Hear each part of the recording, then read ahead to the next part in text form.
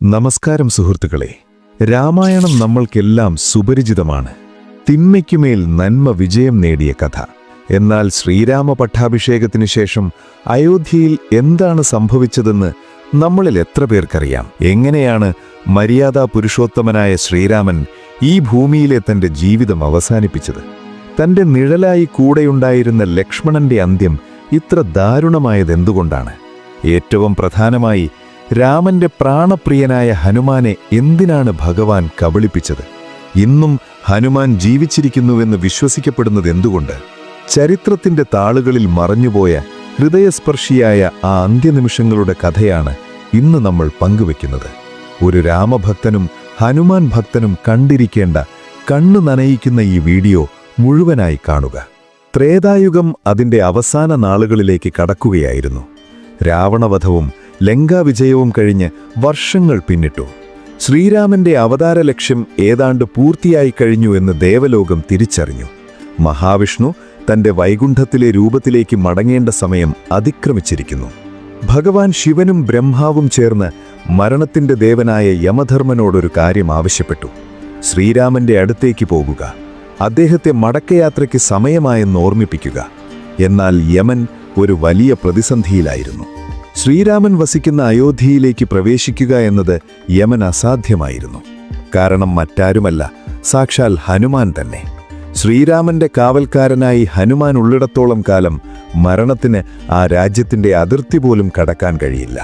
ഹനുമാന്റെ കണ്ണു വെട്ടിച്ച് രാമന്റെ അരികിലെത്തുക എന്നത് അസാധ്യമായ കാര്യമാണ്. ശിവന്റെ അംശമായ ഹനുമാൻ തന്റെ പ്രഭുവിനെ സംരക്ഷിക്കാൻ 24 മണിക്കൂറും ജാഗ്രതയോടെ നിലകൊണ്ടു. ഒടുവിൽ ശ്രീരാമൻ തന്നെ ആ സത്യം മനസ്സിലാക്കി.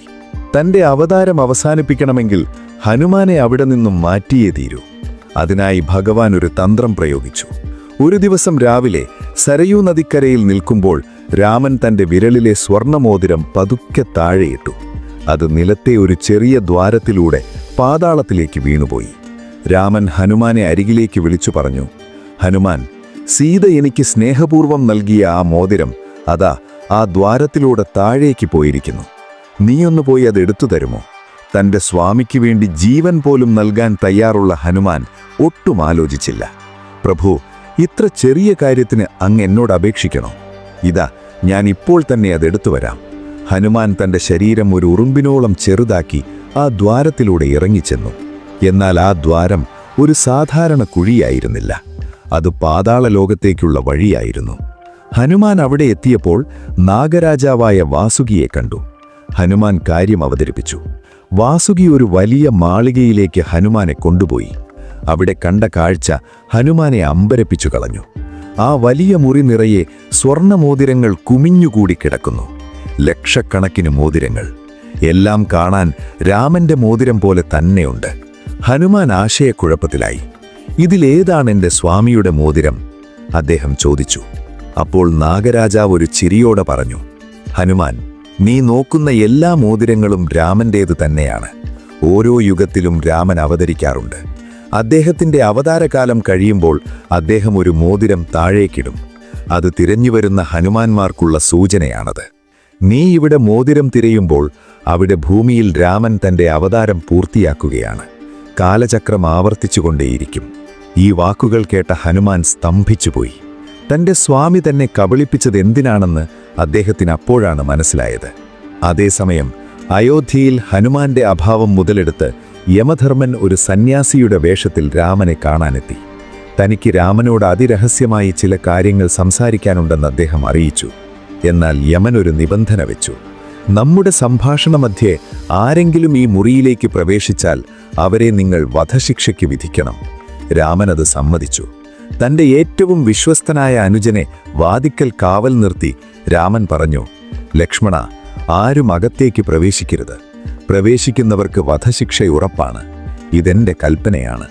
യമനും രാമനും തമ്മിലുള്ള സംഭാഷണം പുരോഗമിക്കുകയാണ്. അത്യന്തം കോപിഷ്ഠനായ ദുർവാസവ മഹർഷി അവിടെ എത്തുന്നത്. അദ്ദേഹത്തിന് ഇപ്പോൾ തന്നെ രാമനെ കാണണം. ലക്ഷ്മണൻ വിനീതനായി അദ്ദേഹത്തെ തടഞ്ഞു. മഹർഷേ, ഭഗവാൻ ഇപ്പോൾ സ്വകാര്യ ചർച്ചയിലാണ്. അല്പം കാത്തിരിക്കൂ. എന്നാൽ ദുർവാസവ ശാപം നൽകാൻ പേരുകേട്ടയാളാണ്. അദ്ദേഹം പൊട്ടിത്തെറിച്ചു. എന്നെ തടയാൻ നിനക്ക് എത്ര ധൈര്യം? ഇപ്പോൾ എന്നെ അകത്തു വിട്ടില്ലെങ്കിൽ ഞാൻ നിന്നെയും അയോധ്യയെയും നിന്റെ വംശത്തെയും മുഴുവൻ ഭസ്മമാക്കും. ലക്ഷ്മണൻ കടുത്ത ധർമ്മസങ്കടത്തിലായി. ഉള്ളിൽ പോയാൽ തന്റെ മരണം ഉറപ്പാണ്. പോയില്ലെങ്കിൽ രാജ്യം നശിക്കും. സ്വന്തം ജീവനേക്കാൾ തന്റെ രാജ്യത്തെയും ജനങ്ങളെയും സ്നേഹിച്ച ലക്ഷ്മണൻ ഒടുവിലൊരു തീരുമാനമെടുത്തു. രാജ്യം രക്ഷിക്കാൻ വേണ്ടി അദ്ദേഹം മരണം വരിക്കാൻ തയ്യാറായി. ലക്ഷ്മണൻ അകത്തേക്ക് കയറി രാമനെ വിവരമറിയിച്ചു. തന്റെ പ്രിയ അനുജൻ മരണശിക്ഷയ്ക്ക് അർഹനായിരിക്കുന്നു എന്നറിഞ്ഞ രാമൻ തകർന്നുപോയി. യമന് നൽകിയ വാക്ക് ലംഘിക്കാൻ അദ്ദേഹത്തിന് കഴിയില്ല. എന്നാൽ ലക്ഷ്മണനെ കൊല്ലാൻ രാമന്റെ കൈകൾ ഉയരുകയുമില്ല. രാമൻ തന്റെ ഗുരു വസിഷ്ഠനോട് ഉപദേശം തേടി. വസിഷ്ഠൻ പറഞ്ഞു, രാമ, പ്രിയപ്പെട്ടവരെ ഉപേക്ഷിക്കുന്നത് അവർക്ക് മരണത്തിന് തുല്യമാണ്. അതിനാൽ ലക്ഷ്മണനെ രാജ്യത്തുനിന്ന് പുറത്താക്കുക. പക്ഷേ ലക്ഷ്മണൻ അത് സഹിക്കാവുന്നതിലും അപ്പുറമായിരുന്നു. രാമനില്ലാത്ത ഒരു നിമിഷം പോലും എനിക്ക് ജീവിക്കണ്ട. അങ്ങയെ വിട്ടുപിരിയുന്നതിലും നല്ലത് മരണമാണ്. ലക്ഷ്മണൻ നേരെ സരയൂ നദിക്കരയിലേക്ക് നടന്നു. അവിടെ വച്ച് പ്രാർത്ഥനയോടെ അദ്ദേഹം ജലസമാധിയടഞ്ഞു. തന്റെ ജീവിതയാത്രയിലെ ഏറ്റവും വലിയ തുണയും പോയതോടെ ശ്രീരാമനും മടങ്ങാൻ തീരുമാനിച്ചു. അദ്ദേഹം സരയൂ നദിയുടെ തീരത്തേക്ക് നടന്നു. ഈ സമയം പാതാളത്തിൽ നിന്നും മോതിരവുമായി ഹനുമാൻ അതിവേഗം മടങ്ങിയെത്തി. നാഗരാജാവ് പറഞ്ഞ കാര്യങ്ങൾ ഹനുമാന്റെ ഉള്ളിൽ വലിയ ഭയം നിറച്ചിരുന്നു.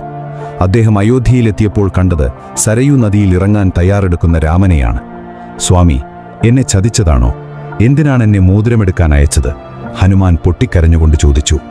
രാമൻ ശാന്തനായി ഹനുമാനെ അരികിൽ വിളിച്ചു പറഞ്ഞു, ഹനുമാൻ, നിനക്ക് മരണത്തെ തടയാൻ കഴിയും, എന്നാൽ വിധി തടയാൻ കഴിയില്ല.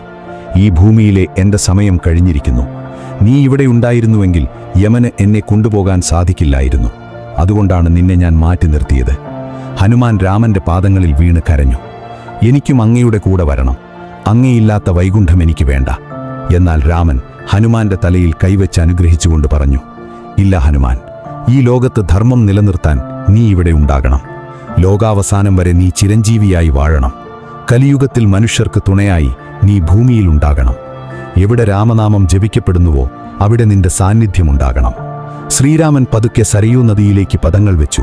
ആ നദിയിൽ വെച്ച് അദ്ദേഹം തന്റെ ചതുർബാഹുവായ മഹാവിഷ്ണു രൂപം സ്വീകരിച്ചു. ആകാശത്തുനിന്ന് പുഷ്പവൃഷ്ടിയുണ്ടായി.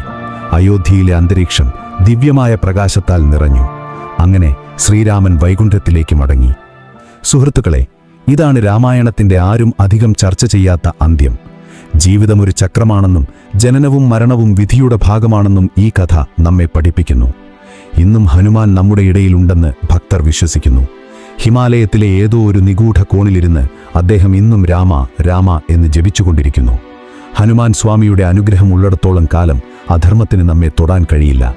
ഈ ഹൃദയസ്പർശിയായ കഥ നിങ്ങൾക്കിഷ്ടമായെങ്കിൽ ദയവായി ലൈക്ക് ചെയ്യുക. നിങ്ങളുടെ പ്രിയപ്പെട്ടവർക്കും ഇത് ഷെയർ ചെയ്യുക. ശ്രീരാമനോടും ഹനുമാനോടും നിങ്ങൾക്ക് ഭക്തിയുണ്ടെങ്കിൽ കമന്റ് ബോക്സിൽ ജയ് ശ്രീരാം എന്നെഴുതാൻ മറക്കരുത്. ഇതുപോലെയുള്ള കൂടുതൽ പുരാണ രഹസ്യങ്ങൾക്കായി ഞങ്ങളുടെ ചാനൽ സബ്സ്ക്രൈബ് ചെയ്യുക. മറ്റൊരു നല്ല കഥയുമായി വീണ്ടും കാണാം. നന്ദി. ജയ് ശ്രീരാം.